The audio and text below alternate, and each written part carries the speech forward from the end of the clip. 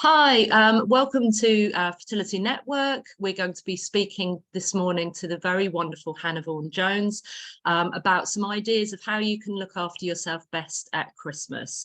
My name is Anya Sizer. I lead on our workplace initiative, Fertility in the Workplace. And Hannah is a long-term friend of the charities. We were just talking before we started recording about the various hats that she wears, many hats, but she's probably most recognised as a television reporter, currently with CNN, but has worked with Sky. She did a sterling job with the political landscape a few months ago of who was going to be leading the country and interviewing various people. That was amazing. But she's a dear friend of the charities and has done such a lot to help us and to raise the profile of fertility issues in general. And I think we'll just start with that. If you could tell us a little bit about your story and specifically how it was impacted by Christmas, pros and cons. Yeah, thank you. It's a real pleasure to be chatting to you today, Anya. So cut a very long story short, our basic sort of journey experience of infertility was that we went through 10 full cycles of full stim IVF, or ICSI in our case, and on top of that and in between all of that, about five frozen transfers as well. So it was over about a 6-year period. The classic unexplained infertility, which is the most frustrating really thing. hard. Yeah, really hard. Unacceptable in this day and age as well, to get to yes kind of bland, but we don't know, so we'll just throw everything at it and yes see what happens. But anyway, that's a kind of a side note.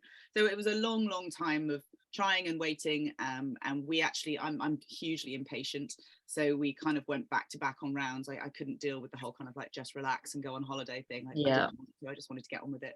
And after basically having given up all kind of hope and come to the end of the line, we were about to sort of go down the double donation route, and then we had two embryos left in the freezer, as it were, and our doctor reminded us of this. And so we said, oh, okay, fine, they look rubbish, but we'll shove them back in and see what happens. And one of those rubbish looking embryos is nearly 3 now. Oh, that's incredible. We were very lucky, and especially, you know, he's 3 just before his birthday is just before Christmas, so Christmas is a very important time, very stressful time, very nerve-wracking time, all of that sort of stuff. But yeah, we know how lucky we are, and we'll be you know, counting all of our blessings this Christmas as well. So that's the kind of like the story of where, you know, of how we kind of got to have Sonny, our little boy. And yeah, Christmas is, over the years, was just always such a challenge. Neither of us have big families, so it wasn't like we had throngs and throngs of like nieces and nephews all around us all the time or anything, which would have been tricky. But Lewis and I both kind of suffer from FOMO, like fear of missing out, me in particular. Yeah, I hear you. It's just that time of like organized fun, isn't it? There's like work, Christmas parties, there's family get-togethers. It's very much a kind of like coming together and celebrating family. And if you're desperately trying to make your family, build your family, then it's just a really hard time that sometimes I just wanted to like just not get out of bed, hide under the duvet and, you know, watch Love Actually on repeat or something like that. That was just my kind of, my feeling, my desire at the time. So when I was thinking about this conversation about like Christmas, like what advice would I give, or experiences that I've had, I think the main thing for me, and we talked a little bit about this before, Anya, but the main thing for me about IVF was that it just stripped me of all sense of control. And the one thing about that, lots of my friends and family, they were like, oh, I won't invite Hannah to that Santa's grotto or that party, that kids party, because that might really upset her. And they're right in the kind of the sentiment. I get that it's a kind thought. I won't put her in the position of having to say yes or no. But in deciding for me, they strip me of another little bit of control. So I would say, like, someone's watching this and they're going through treatment at the moment, and they're thinking, what do I say to family and friends about like how to kind of be around me? Then it's just like, don't exclude me from all of your arrangements, but just give me the control and the right and the flexibility to be able to decide for myself what I'm capable of doing, and say yes or no based on how you feel in the moment, but also have a get out clause included in it. And that can be for the Santa's grotto thing. You might suddenly go 5 minutes before you're due to be there, go, do you know what, I am actually not emotionally up for doing this. Yeah. Toddlers running around, fine. And the same goes for like Christmas dinner as well. Like if you're all due to be over at your auntie's or whatever it is for Christmas Day, and you wake up on Christmas morning and you're either about to do a trigger or whatever it is. Yes. Or you just know that you're just not going to cope in the moment. And just have that get out clause. I think that's the kindest thing that people can give to you this Christmas. Yeah, I think it's so helpful. There's so much in that. And what I love is, you know, that flexibility. I think that's one of the key things, because actually flexibility brings with it a sense of control for the individual when, as you said, it really can feel like all control has been stripped. And so someone making that decision, oh, this is what that person will need, can feel really disempowering and again, just add to that isolation. So I love that concept of, you know, checking in with a person, seeing what they actually need, but also it being flexible, because it can change from hour to hour, can't it? I was going to say, hour to hour, day to day, you know, you might genuinely really want to do that thing that you've been invited to, and then just not in the moment, just be like, I can't. Yeah. You get there, and then you go after a while, you go, do you know what? This is big for me. I can't cope with this right now. So have the get out clause. You can go, I'm going, it's been wonderful. Here are all your presents, la la la. And I'm out, and then go home and kind of, you know, eat cake, whatever it is. And it's knowing that that's normal and okay, that it's not just you being difficult or quirky or anything like that, but actually it's normal. That is, you know, it's that whole thing of when people say, oh, you should be able to be excited because your sister is pregnant. And actually, you know that you're feeling, yes, a bit of excitement, but also a huge amount of sadness.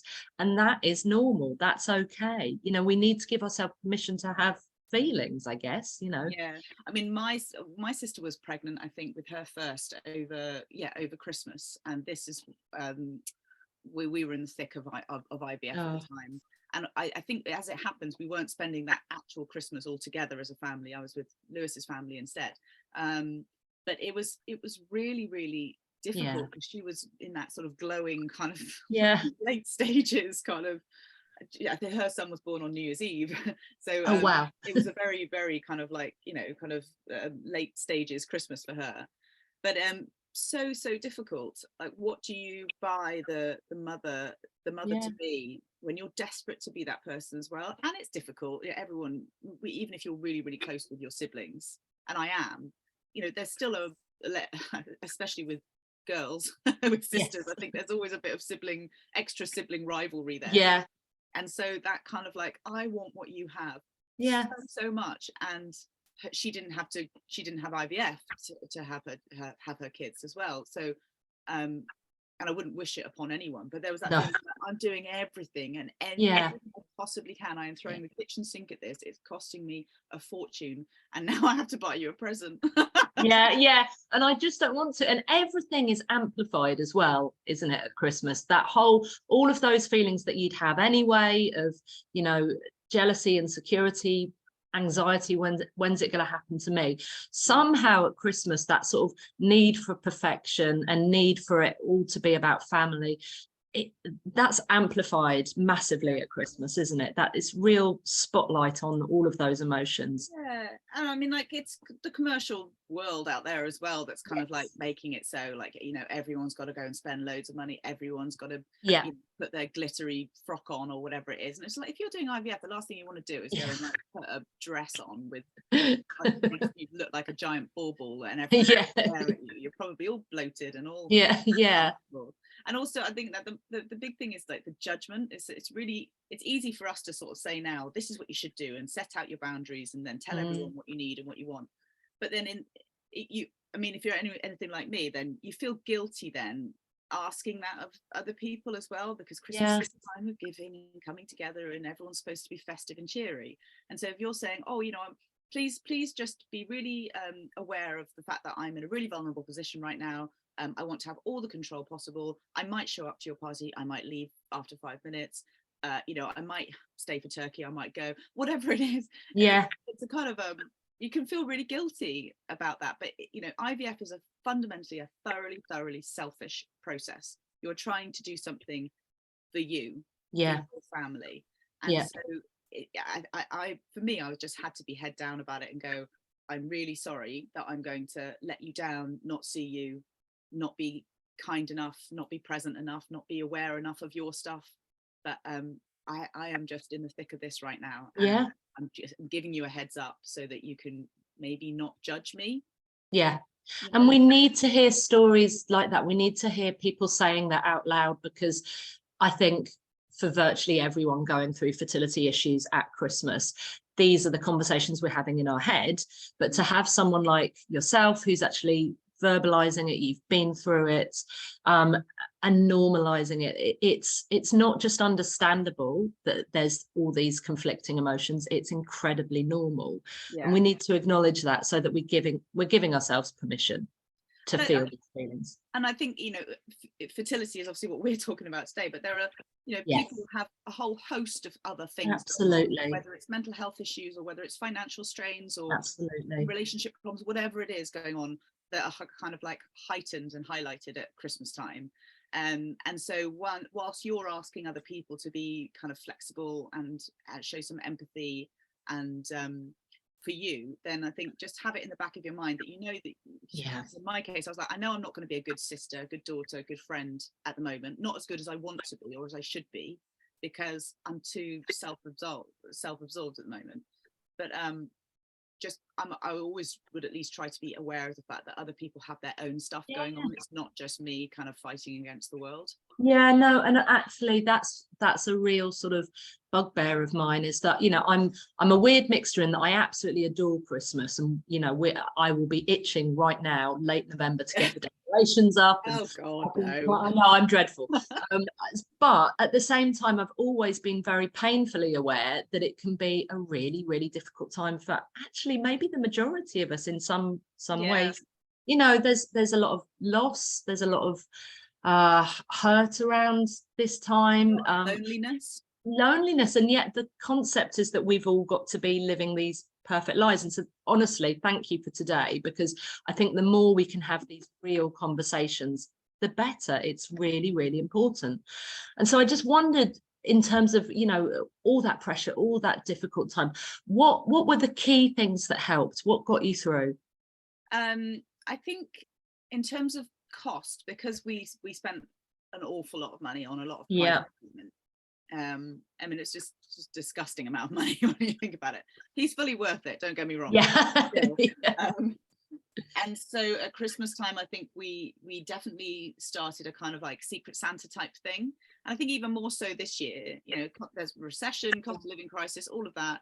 Everyone's got their stresses and strains. It's one thing to be able to say, I don't think I really want to go and walk into that kids shop or the toy shop or whatever it is and buy a load of kids presents, because that's going to be really painful and difficult.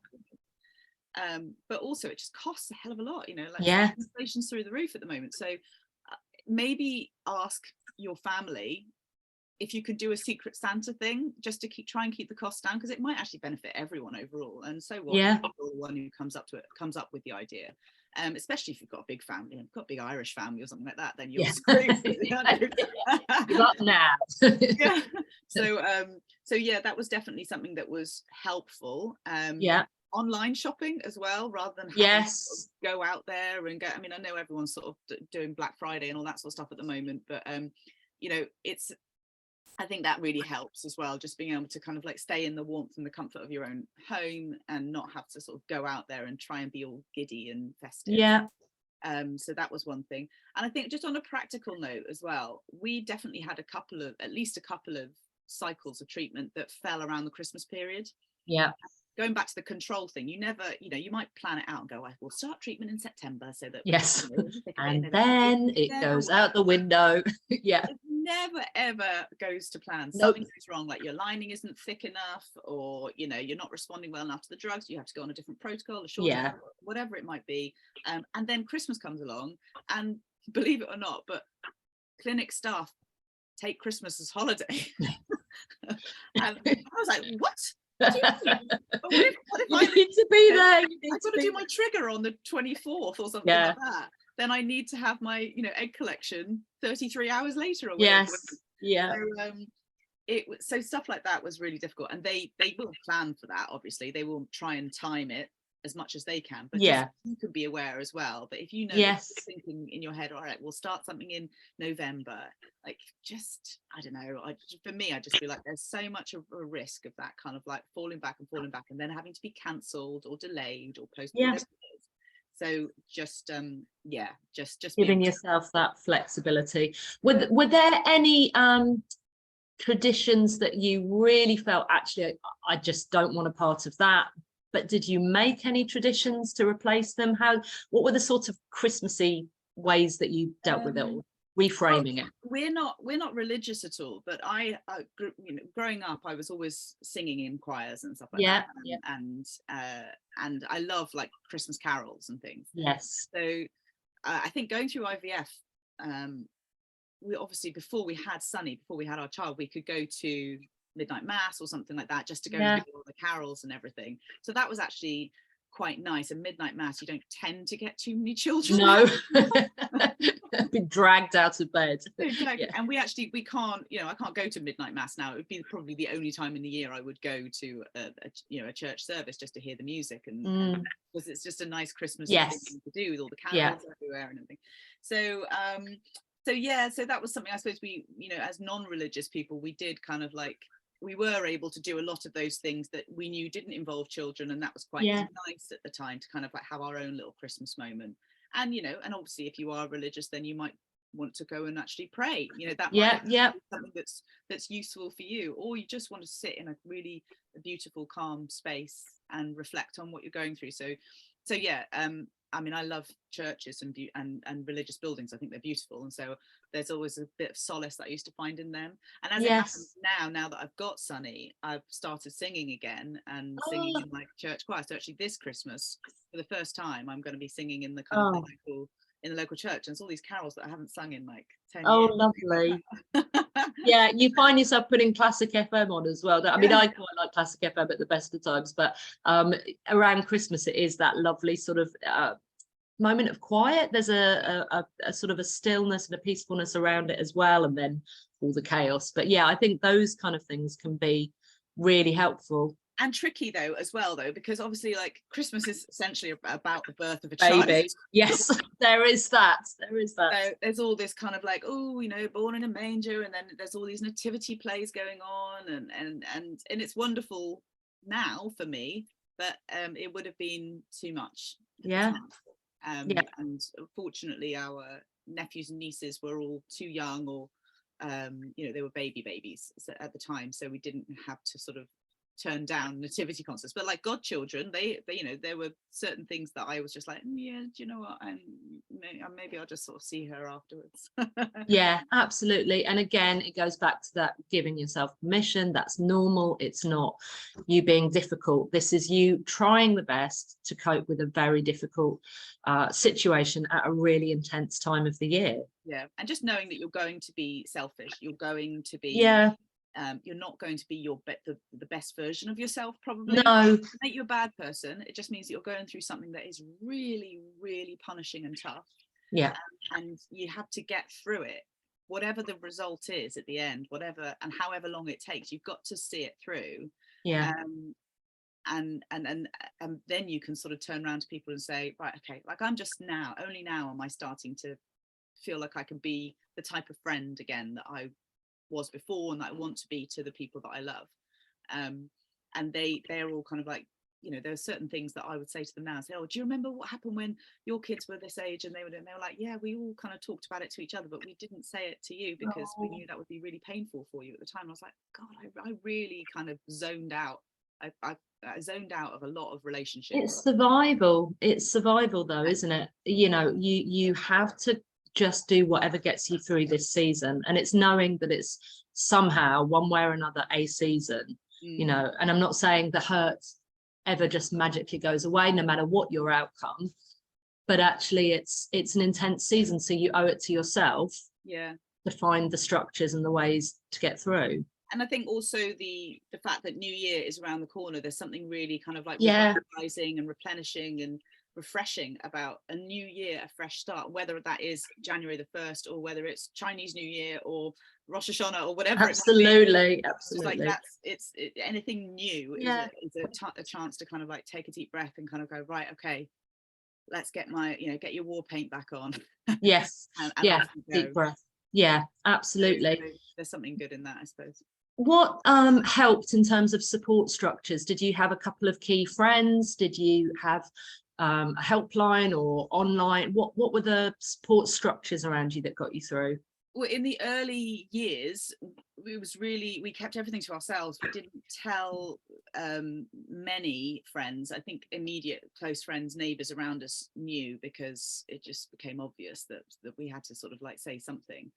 But that was awkward in itself, because it meant then that really, really close friends who lived further away, like some of Lewis's oldest friends from school, who he's still very close to, they didn't know anything until we kind of came out about it publicly.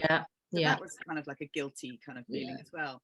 So in the early years, it was really only our mums, I'd say, or immediate family who knew, and they were trying to support. But also, I mean, something that everyone who's gone through any kind of fertility stuff will know is that it doesn't just, I mean, it directly impacts you, but it indirectly impacts so many other people as well.